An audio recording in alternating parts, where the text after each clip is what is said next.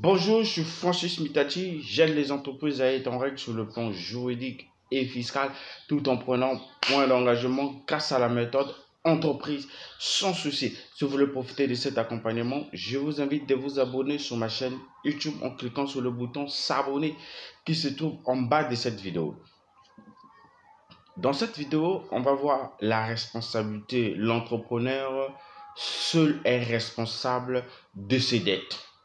Alors, avant de rentrer dans le vif du sujet, il est d'abord question de vous définir qu'est-ce qu'est la responsabilité et ensuite vous parler de la responsabilité en rapport avec un entrepreneur qui est seul dans l'entreprise. Alors, vous devez savoir que la responsabilité, elle est définie selon le code civil français qui définit la responsabilité comme étant la responsabilité comme étant désigne bien comme étant une obligation de réparer les dommages corporels, matériels ou immatériels qui peuvent être causés par un tiers, par les biens ou les personnes qui dépendent d'elle au cours de son exploitation. Cela ressort dans cette définition que il y a une obligation de répondre à ces dommages, ou bien à ces fautes causées lors de l'exercice de ses fonctions ou bien lors des exercices de son travail. Alors, je vais rapprocher, je vais mettre en relation la responsabilité et l'entrepreneur qui est seul dans l'entreprise, comme on avait déjà vu dans des autres vidéos. Je vous avais parlé de la responsabilité du dirigeant dans une entreprise individuelle ou bien dans une société à responsabilité limitée unipersonnelle. Alors, la responsabilité de la société et de l'entrepreneur seul qui répond face à ses dettes. Alors, l'entrepreneur seul dans l'entreprise, ça s'appelle un associé. Seul, bien, ça s'appelle la société unipersonnelle, là où on retrouve une seule personne ou bien un seul associé. Alors, il est responsable de ses dettes.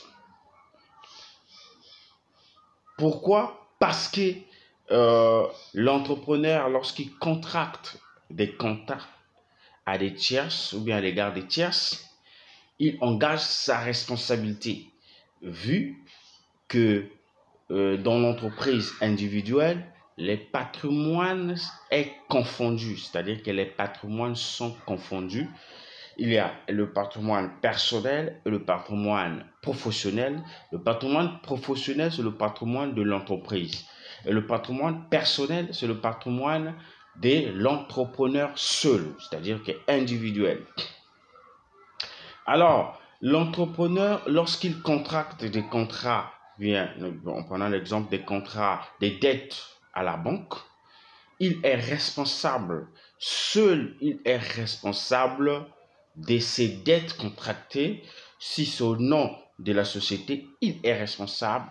Lorsque la société fera une faillite, il est responsable de ses dettes.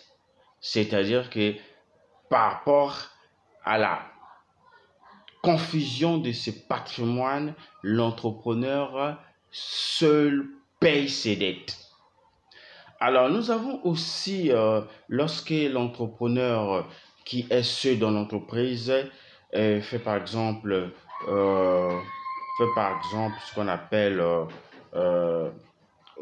les biens, commet les fautes qu'on appelle les fautes des biens, hein, l'abus des biens sociaux. C'est-à-dire que lorsque l'entrepreneur utilise seul seules les activités ou bien seuls les biens, utilise les biens aux fins de ses buts personnels.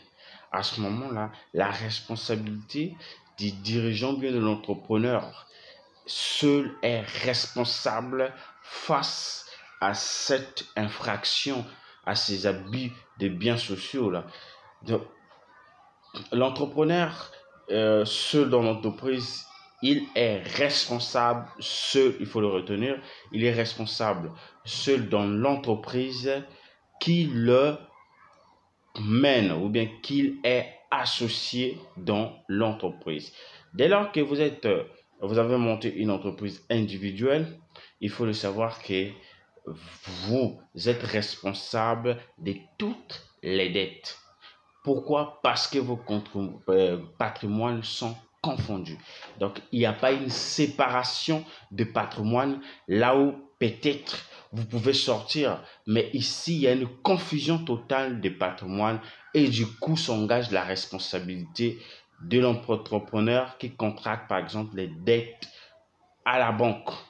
Si c'est au nom de l'entreprise, tu seras responsable, je dis bien seul responsable de ces dettes à répondre à ses obligations, bien sa responsabilité face à cela. Donc, comme la question qui se pose, c'est de savoir qu'est-ce qu'il faut faire pour que l'entrepreneur se mette à l'abri de toutes ces infractions, mais de toutes ces dettes. Alors, en réponse à cette question, il est d'abord, je veux vous expliquer ici qu'il serait mieux de prendre les techniciens, de recruter les techniciens ou bien de consulter les techniciens qui sont dans la gestion de ce domaine, qui sont vraiment experts dans le domaine. Autrement dit, il faut recruter un juriste qui va vous conseiller dans ce sens pour que vous ne puissiez pas être responsable des dettes. Parce que lorsque vous êtes responsable des dettes, vous allez voir même qu'il y a, si vous êtes insolvable, il y a la possibilité de saisir vos biens personnels, c'est-à-dire la résidence principale de l'entrepreneur, elle est saisissable. Donc, il faut recruter un juriste qui va vous conseiller. Alors, je vous réserve les détails de cette solution dans la méthode entreprise sans souci. Si vous voulez savoir plus, posez-moi des questions dans la description de cette vidéo ou soit m'appeler par mail ou bien par mes contacts téléphoniques. Alors, je vous invite aussi à cliquer dans la description de cette vidéo, là où vous allez retrouver votre formation de comment licencier un salarié sans risque, sur un CDI sans risque. Alors, vous allez aussi cliquer, vous allez voir nos formations qui se trouvent dans la description de cette vidéo. Il y a la formation, vous pouvez télécharger le PDF de comment espérer les indemnités en cas de licenciement abusif. Alors, je vous invite à consulter la description de cette vidéo si vous voulez que le cabinet MIT puisse vous accompagner. Alors, n'hésitez pas à nous contacter et je vous apprends que nous accompagnons les porteurs de projets et les entreprises à un moindre coût. Donc, merci